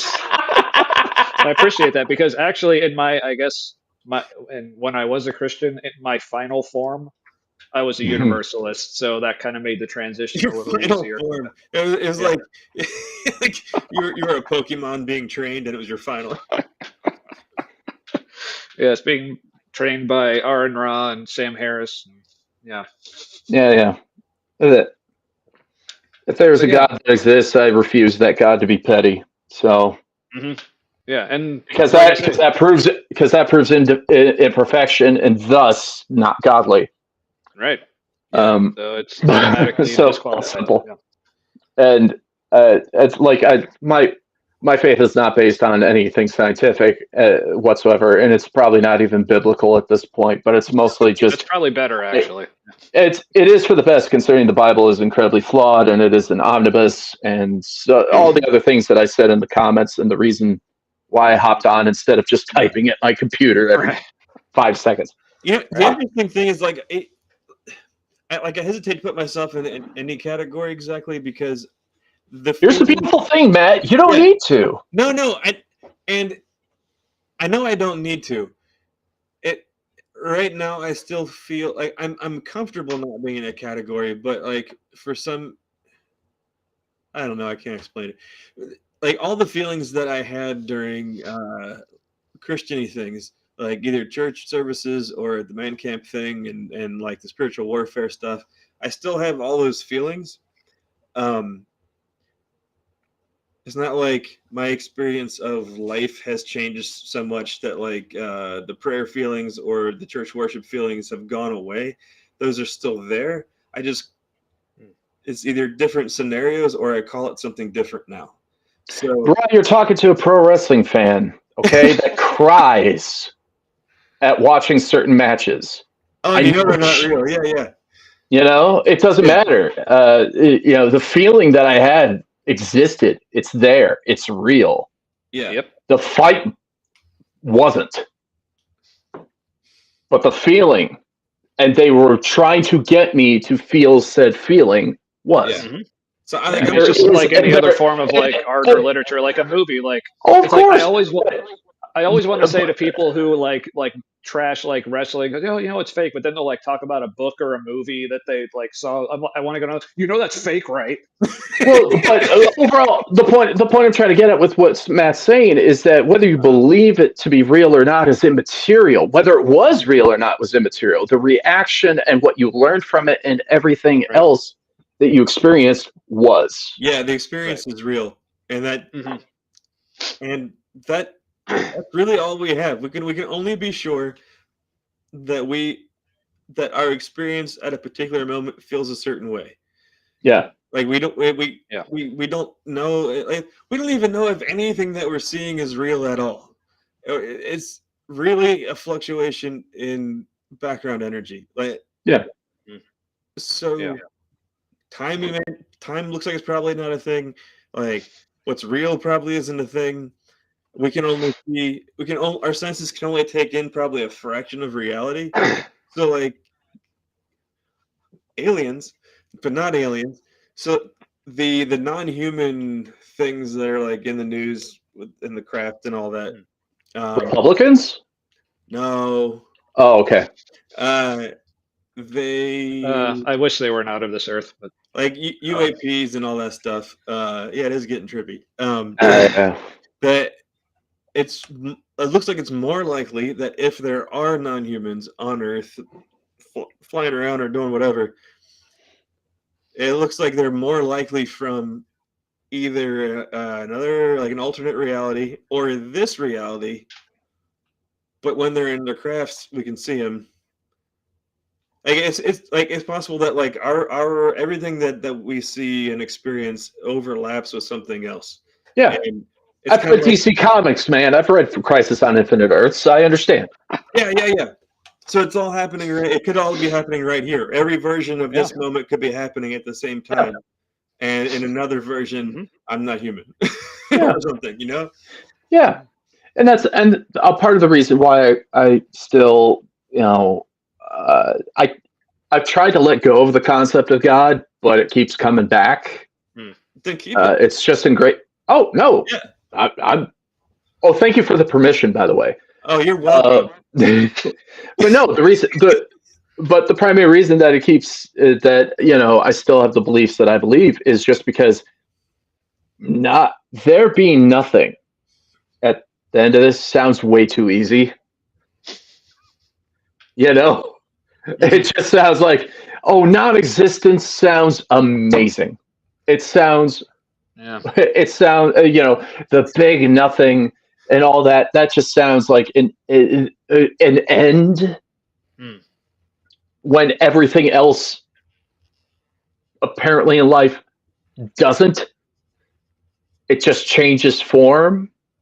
That's the thing that just I'm like it's too easy for me to think that okay, time to go, or I'm gone, and then afterward it's that.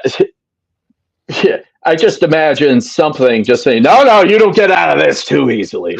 Just afterward. So when you're doing something else. They keep pulling me back in.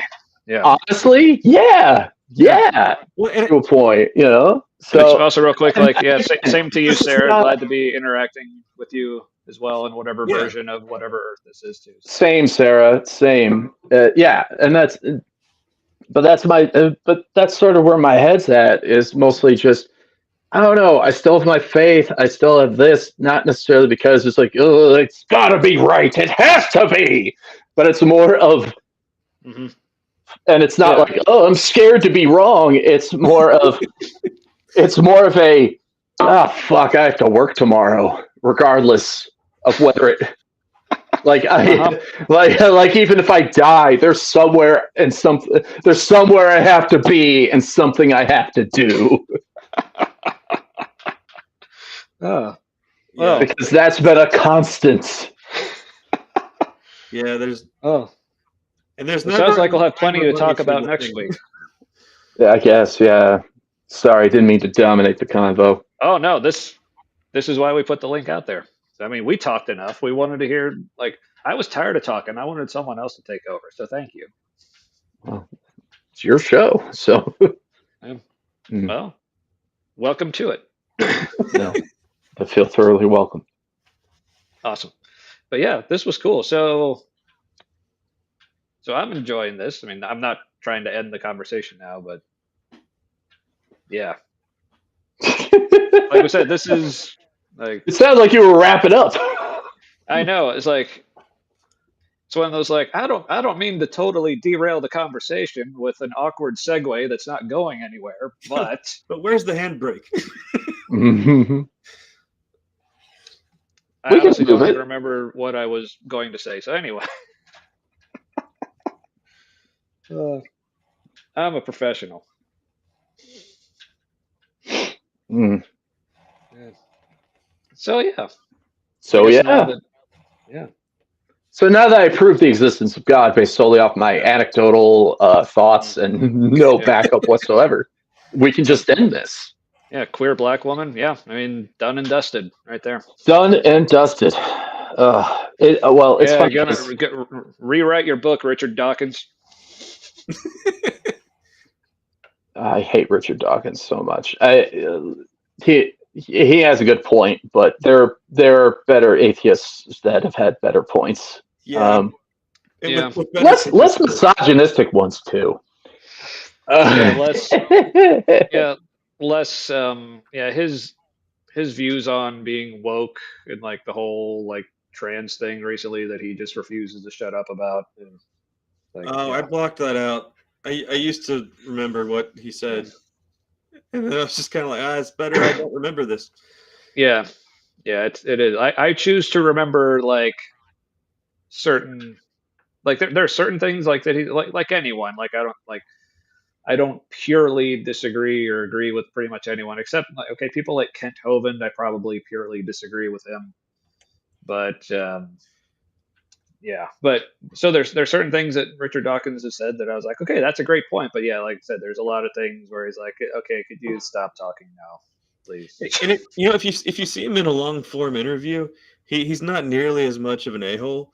It's like when he's like editing himself for time or brevity or something like it's just he's even in a long form interview, it's clear he's not great with everybody. Like he's Yeah. not someone who's generally good with people.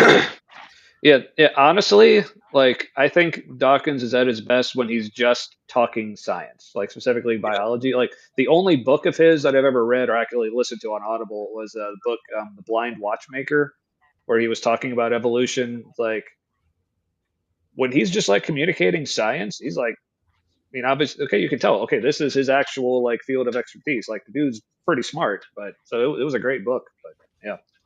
But yeah, when it comes at the to like same time, the God delusion, I'm like, I don't. Do I really need to read the God delusion? I'm pretty sure I know what he.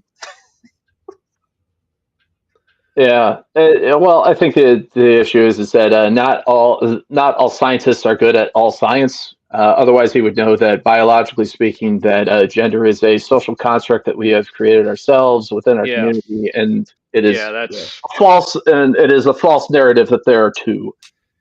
yeah. His whole thing, like, oh, sex is definitely binary. It's like it's so not.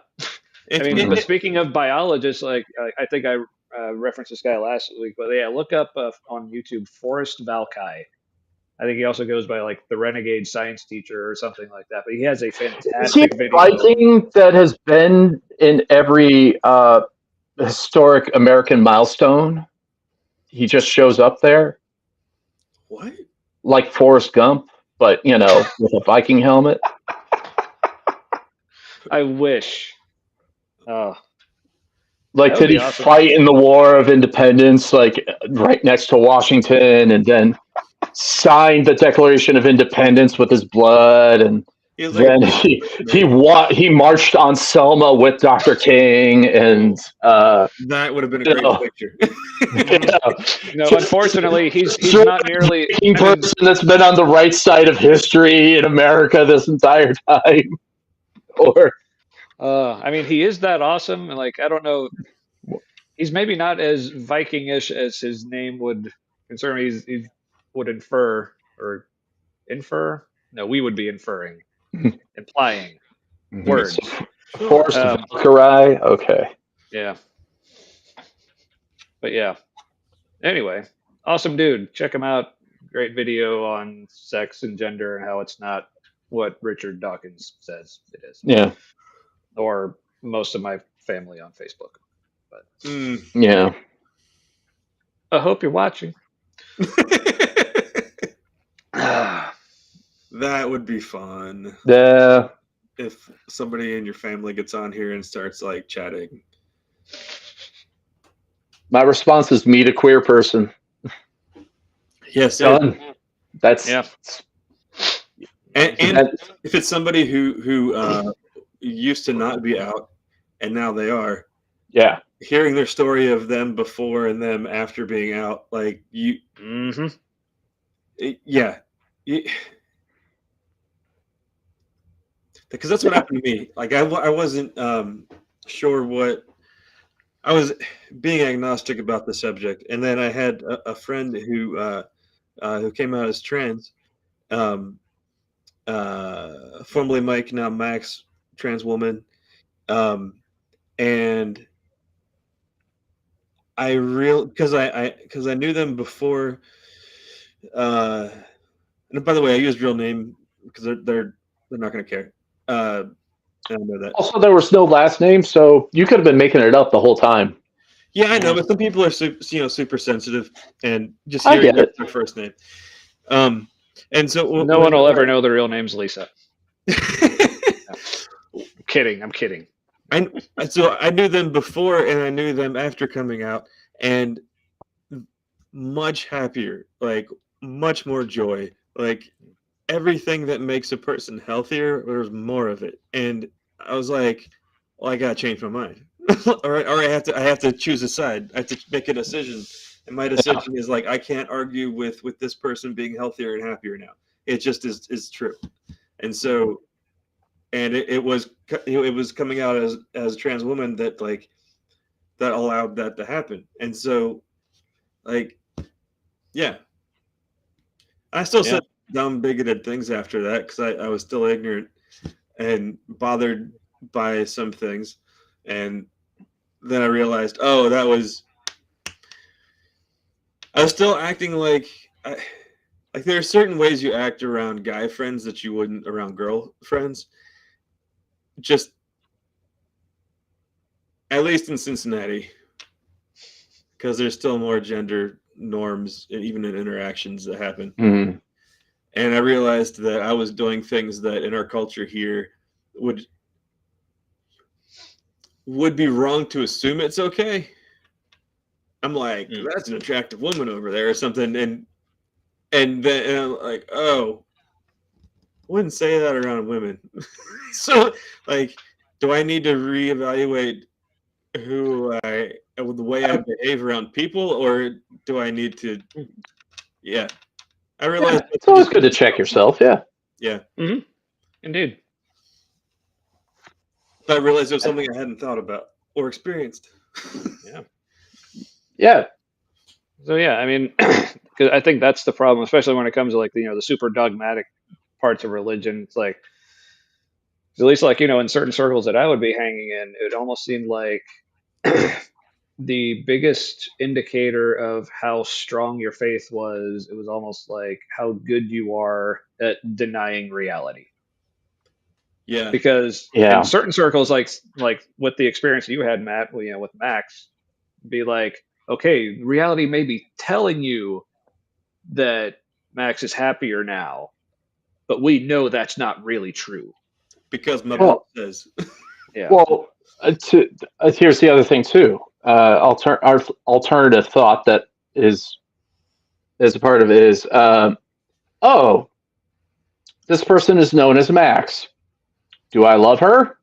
Yes. Okay. Done. Yep. The end. It doesn't matter what I believe in terms of trans is real or not. It doesn't matter because it's not me. What is my job as a person of faith? What is my job as a Christian, so to speak? Mm-hmm. Not that it's a job. Right. It's just to fucking love her. Not give a shit about the rest of the stuff. Right. If you want to become obviously, if you want to become enlightened and all that, again, check in with reality, like you were saying. But at the base level, biblically, all of that it's not even in the Bible. Jesus didn't say shit. So, doesn't matter. He certainly didn't say hate those people and tell them they're wrong. He definitely didn't do that. Yeah. He only hated two things: the church becoming a marketplace and a fig tree. Done. That's it. That's it. End of list. The fig tree is a mystery. Because it's like, man, but I do don't know why that was included. All I know is that he hated figs so much, or he loved them so much that he hated There was trees that didn't have them. He hated that they weren't Newtons. That's what he hated. There you go. They're like, Peter's walking around. I was like, the hell's a Newton? What are you talking about? I gotta wait 2,000 years. Ill. There was something about that story too, where there was indication of the time of year it was, and anybody who lives in that area of the world knows that like there aren't figs during that time of year. Yeah, I think it actually literally said in the text this was not the season for figs. Right, so there's some kind of symbolism there. Yeah, there's some kind of symbolism there that like more context is needed. Or maybe it was just a funny story. That's the other thing too. Maybe there is nothing to learn from this. It's just an anecdote that happened. It's just a factoid. Like I don't know. I'm making one up, but like David Bowie just like model trains. He just did. It doesn't matter with anything that has to do with anything with his life. It's just a thing that happened. Yeah. You don't have to be like, I don't know what songs were inspired by model trains. I have to listen to his entire library to see if there's a connection. Mm-hmm.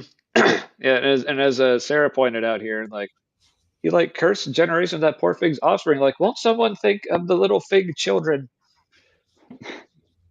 Apparently not. See, this is like let the little children come to me as long as they're not figs.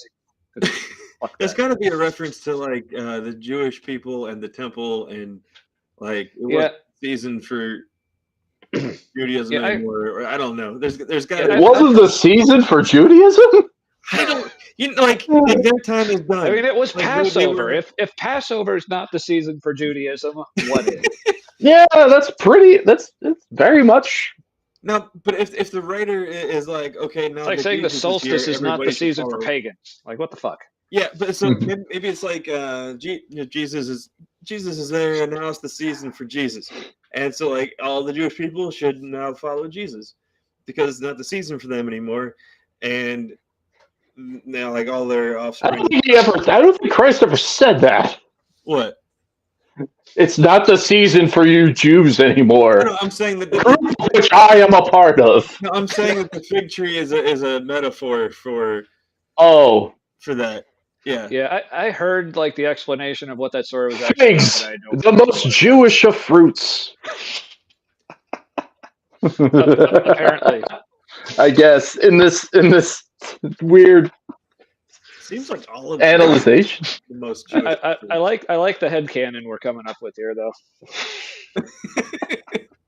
Yeah, but I guess overall the point is, when it comes to LGBTQ plus rights, when it comes to all that type of stuff, just love the people and don't vote if that is something that you're against, but you shouldn't be against it anyway because it's not biblical one way or the other. Mm-hmm. At the worst, so to speak, right, you know. Right. Mm-hmm. Exactly. Okay. So the fruit was actually in the Garden of Eden was a fig. Okay, that makes a lot of sense given the culture. From the from Midrash. I heard pomegranate, but yeah. Yeah, I think there's probably different Midrash traditions where, like rabbis over the years have teased out in their brainage that it was one or the other. Yeah. But yeah, big if true. Yeah, that's for sure. I choose to believe it was a turkey. The turkey grew on the tree. The turkey's not a fruit. It does if it grows on a tree. Does it have seeds? It is. Yeah. I've planted a turkey seed, haven't you?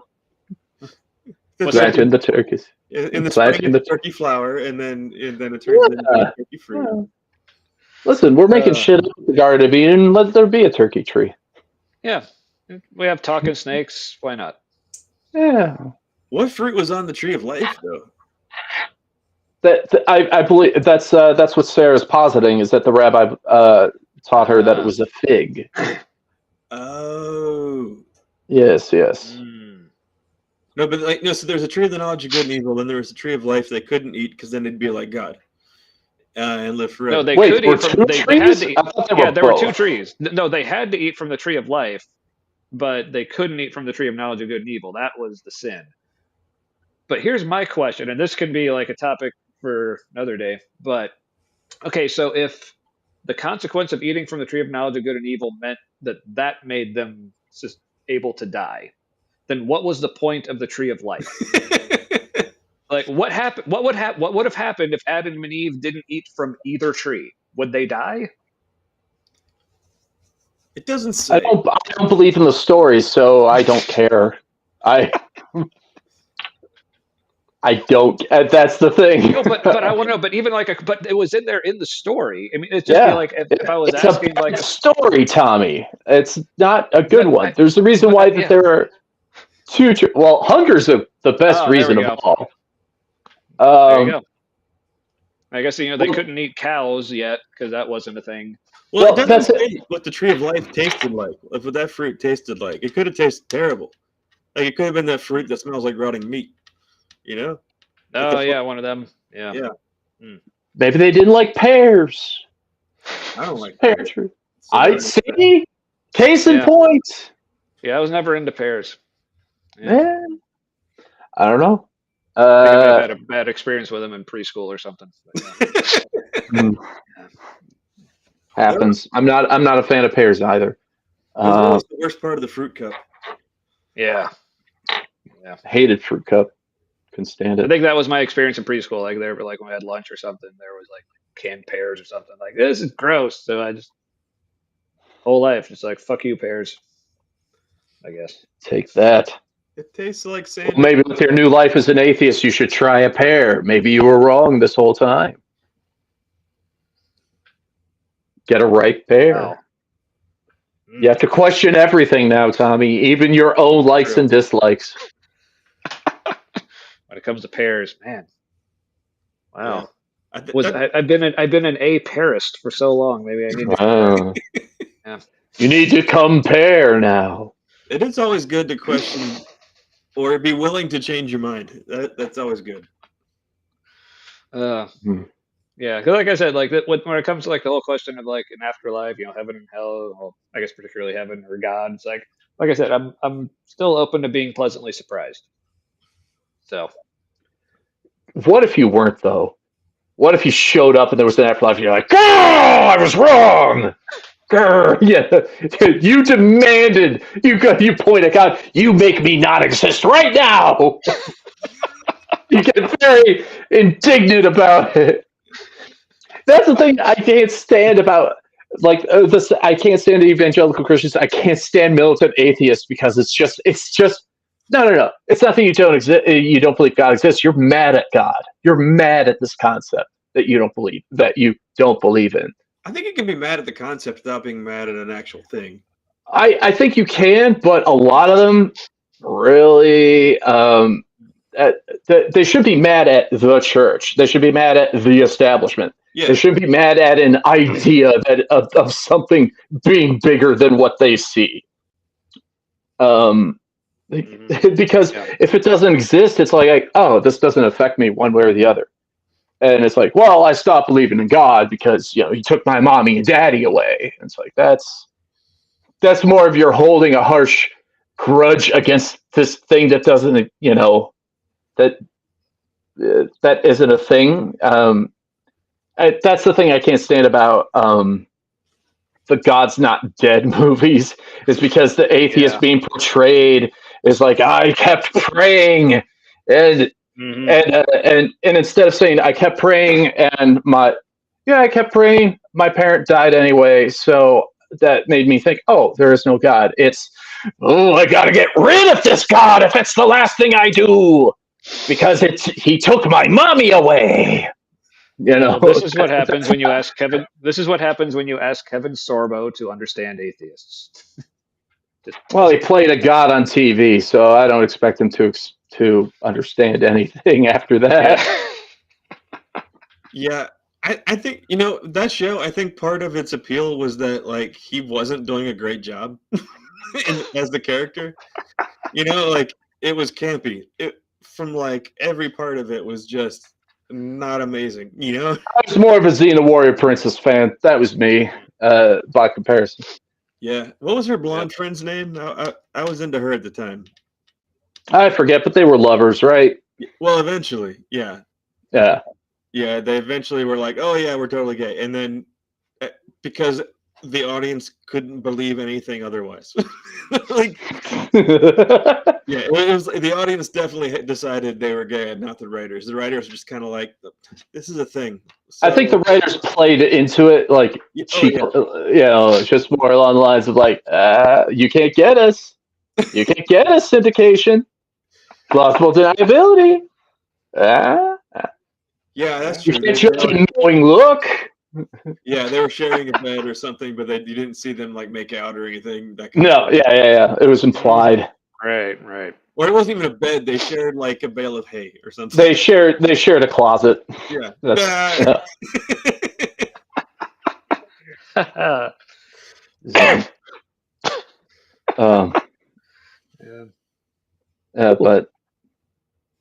no. It's very easy. I'm actually writing. I'll save that for next week. Okay. Oh yeah, next week.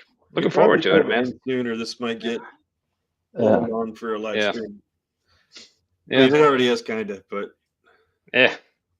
Someone's still watching, so I guess it's cool. But yeah, we got at least one. Hi, Sarah. But yeah, this was fun, and I'm just excited to do more of this next week. So yeah, thanks for letting me hop on, you guys. Oh, of course. Good to see you, man. So, but yeah, we don't really have we still haven't come up with a good like sign off type of thing to say to the people, but I guess at least for all my fellow Midwesterners, stay warm out there. You know, it's like I'm wearing the robe tonight that's like stupid warm and cozy. So yeah, my thermostat's a lie right now. It's like it's 71. Bullshit, it's 71. The one thing I envy about living in California is not dealing with this. I mean, it is a positive. Not gonna lie. At least in where you guys are at, when it turns dark at 4:30, there's a reason. whereas here, it's just daylight, nothing, like darkness, and there's no snow or anything covering the clouds to be like, oh, that makes sense. No, it's like the sun it doesn't set, it dies. It just falls. It dies, and it's 4:30 in the afternoon, and it's pitch black, and you're just like, my brain can't handle what is happening. Why does it feel like it's midnight and it's only 9 p.m.? What is going on? It is 7:02, and I feel like I've been staying up all night. Yeah. And that's not real. So, yeah. Well, at least here it's 10:02, so at least it feels late for a reason. But yeah, you feel less old. Because right now I'm just like, I just want to lie down and go to 7:03. I'm either 85 or just 5. I don't know. There's a 5 in there somewhere. That's all. Tired. There's a 5 in there somewhere. So. Yeah, you're right. Yeah. Oh yeah, I'll hop off. Looking forward to our conversation next week with you two guys. Miss you. Glad that. Definitely, man. Yeah. And you all have a good night now. You too. In terms of the sign off, may I make a suggestion? Sure. Absolutely. For the love of God, just enjoy things. For the love of anything, just enjoy things. I don't know. I like it. All right. We may use that. All right. Have a good night, Barnes. See you next week. Great. All right. Well, that was our next week's guest. So, if you want more of that? I know I do. Weeks. What's I don't that? know what. Not this week's. I don't know what he was doing here. I put the link out there. No, I know. Come on. Were you doing that thing where you're like, I don't know if he's being serious? That's the thing I do. Ah, Even though I'm like, I know he's not being serious, but what if he is? I'll say the things for the serious thing yeah, too. yeah, a bit. Apparently, that can be an autistic thing. Hmm. Yep. So If you, again, yeah, if any psychologists in the audience want to let me know what's up with me. But anyway, yeah, I kind of like that. Like, just enjoy yourselves. What was that he said? I like that. yeah, for the love of God, just enjoy things, or just Yeah, enjoy. enjoy things. Yes. Yeah, So yeah, enjoy things. Enjoy yourself for the love of God, for the love of yourself, for the love of other people, for the love of the humanity, as it were. nice. So I think I would like to thank all our viewers for loving the humanity this evening. Ah, see what I did there. So yeah, see you next week, same time with that guy who was just here. And And maybe we'll have a frame around the things, oh yeah, like a title thing at the bottom. Maybe we'll have music. yeah. As we keep going, we'll be getting slowly more and more technologically advanced and fancy and things. I do. I may have different props. Who knows? So, Like Carrot Top. Yes. no, okay, never mind. You bring out a Dropping giant pencil to like write something down. I hate this already. I'll work on the title, whatever the title thing, title Yeah, card, whatever that is. the lower third, Chiron, something. I don't Yeah. know. And then Tommy will put it in there. I'll make it. Words. He'll stick it in.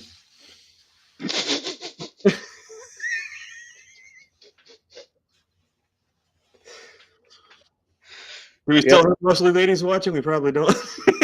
I think we're safe. Like, yes, is that the saying? Like, if you make it, they will stick it in.